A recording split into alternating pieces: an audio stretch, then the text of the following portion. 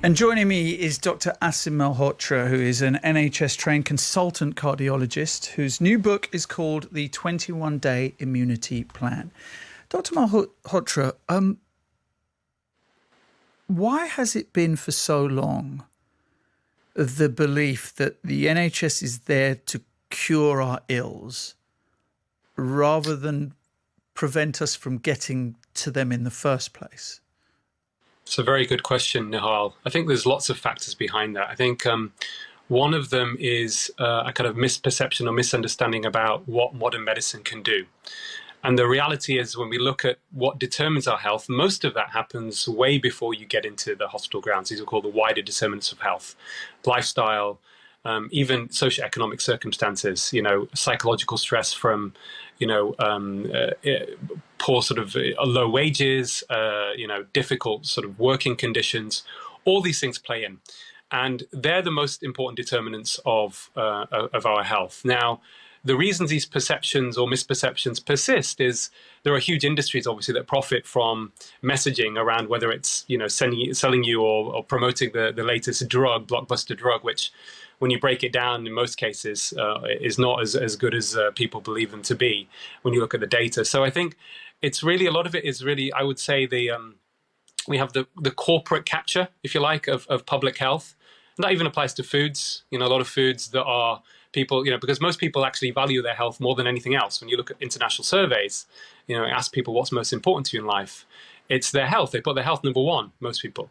But how do you reconcile that with the fact that we've got this huge chronic disease pandemic across the world in developing and developed countries now? And how do we square that? How do we make sense of that? Because it suggests that people are not deliberately doing things to damage their health. So something really is going on in the wider environment, and that's something obviously I try and highlight early on in the book. That just to give you an example, Nihal, for context, if you look at the increase in life expectancy in the last 150 years in the Western world, it's been about 40 years. But when you do surveys, even asking students, most of them thought about, out of those 40 years, around 32 of those years could be attributed to modern medicine, when in fact, actually, the reality is it's probably maybe 3 to 5 years. And that is really from things like antibiotics for treating infections, emergency care. That's where most of the benefits have come. But the chronic disease epidemic we're facing, so these are conditions that you've discussed already, and we'll go into that a little bit more, but conditions like type 2 diabetes, high blood pressure, heart disease, most of that is being managed by drugs that are have marginal benefits at best, come with side effects. And if we at the same time detracting away from more meaningful lifestyle changes that can have a very rapid impact on people's health, and that's why it's called the 21-day immunity plan, then you can understand why we have these problems. But a lot of our behavior, a lot of what we do is driven by our environment. And unfortunately, one of the biggest sort of risk factors behind this problem, Nihal, is the fact that our food environment is saturated with ultra-processed food, which is now more than half of the total calorie consumption in the average British diet. Which is pretty shocking, and that's increased massively in the last few decades. If you go back to the 60s and 70s, you look at statistics, you even look at old footage, you see these pictures of, for example, people on the beach in the 60s and 70s. It's one of the first things you notice is there's almost nobody, you can't see anybody that looks overweight, nobody with even any excess belly fat. So something has changed. We've not become irresponsible all of a sudden. It's an environmental, it's a cultural change that's happened. And, we have the solutions, if you like, to change that. But it's also about people understanding what's going on and then us collectively taking action on it. The problem is, though, is that there are a lot of links, aren't there, between health outcomes and your socioeconomic background. Okay. Now, when you start looking at that, that's more problematic, isn't it? I mean, that requires huge shifts in policy, does it not? It does, Nihal. I think that's a really, really important point you raised. So social inequalities are probably, the biggest socioeconomic factors in terms of overall longevity and health outcomes are the biggest driver. I'm here as a doctor to, first and foremost, absolutely, agree with what you've said. And we have to think about how do we reduce those inequalities, that are there socially and economically for people. Because when you do that, then that health outcomes will improve. But to try and understand that on a biological level, there are a number of factors, you see. If you're socioeconomic deprived, if you've got job insecurity, then one of the biggest factors is severe psychological stress for people. And if this is a chronic issue from going on even from, from childhood, from, growing up in difficult circumstances, all the way through to adulthood, it's going to reduce your life expectancy, even up to maybe even 20 years. So there are some estimates depending on where you're from. So that is a huge impact. But then you combine that with, these are the same sorts of individuals that are going to be vulnerable to poor diet, to alcoholism, as well as the stress, sedentary lifestyles. You put it all together, that gives you the biological explanation for what's going on. And one of the things I mentioned in the book is to try and shift the paradigm is that we call metabolic health for an individual. And that really, in very simple terms, is that at which point does excess body fat for your body start to increase your risk of many of these conditions we've talked about? This includes everything from heart disease, type 2 diabetes, high blood pressure, even probably cancer and dementia. And that issue now, Nihal, in terms of across the whole population, this isn't just about people from poor socioeconomic backgrounds, it's probably affecting maybe 80% of the UK population. Certainly we know more than 7 out of 8 adults have suboptimal metabolic health.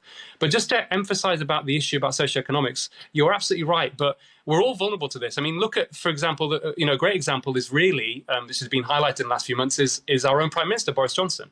Now, I don't think anyone could argue that he has he has not come from a relatively privileged background. He's well-to-do. I'm sure he's not suffered financially at any point in his life, as far as I know. Yet he had significant issues, which he's admitted with his weight, significantly obese. And that played a big role, probably the most important role, in the fact that he was very sick from COVID-19. Thank God he survived and came out. But I think we just need to realize that we're all vulnerable to this. But yes, you're right. The groups that are most vulnerable are people from poor economic backgrounds. Now, very quickly, just to finish on that point, to help those people, of course, we need education. But more importantly, it's actually to create environments for them to give them the best chance of having healthy and happy lives. And if for example, cheap ultra-processed food is much more affordable than actually following a healthy diet, then of course it's going to be more likely they're going to get sick from it. And there's a question of justice. Is it fair? So that's why I think government have to come in. And in my final chapter of the book, I talk about policy changes. And we can learn how this happened with big tobacco, for example, that we managed to reduce tobacco consumption from regulatory issues that address the availability, the affordability, and the acceptability of cigarettes. That brought down tobacco consumption massively. But the group that benefited most, interestingly, from reducing tobacco consumption in terms of health and heart disease, etc., were people from the lower socioeconomic backgrounds, because for them it was an environmental issue. It didn't need that extra educational approach. It just became a default mechanism that they decided that they couldn't afford cigarettes anymore with the public health education campaigns, and then there was less smoking and less disease. So I think those principles we can apply to the food environment now, and that's really what we need to be focusing on, because when you look at all of these different factors, whether it's about exercise or stress, etc., poor diet now is estimated globally, Nihal, to be responsible for about 11 million deaths per year. And when you look at disease on top of deaths, it's responsible for more disease and death than physical inactivity, smoking, and alcohol combined right now. So food needs to be now considered as a part of a form of healthcare. And I'll just add very briefly, you may want to ask me about it anyway. Of course, the headlines today have been about this, low-calorie shaken soups to beat type 2 diabetes. Now, I think the positive side of that is, that we've got this message out that you can send type 2 diabetes into remission, which is fantastic. But that data is very selected and biased, because it suggests up to half of people who follow this plan can send their type 2 diabetes into remission. But when you look in the real world, how does that translate? Well, actually, even within that trial, only a minority of people were able to, because it's 800 calories, this is your meal, this is all you're going to eat for 3 months, which in some ways sounds cruel, but if it's effective, great, and if people can adhere to it, great. But only probably less than 1 in 3 people can even get to that stage to start with, and then you're talking about results of 50% of those 1 in 3, which may mean 1 in 6. Now, the reason I'm mentioning this is in real world data and also clinical studies, and I'll cite one, very pioneering. We're running out of time. Sorry, Dr. Malhotra, very quickly.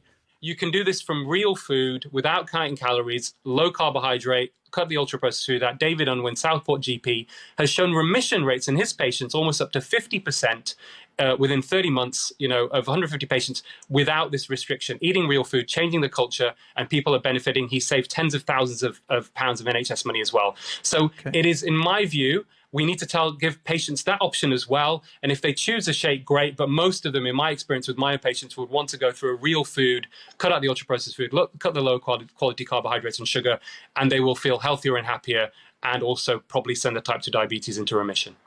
Go and check out Dr. Asim Malhotra's new book, The 21-Day Immunity Plan, and make up your own minds. Dr. Malhotra, as always, good to speak to you. Thank you.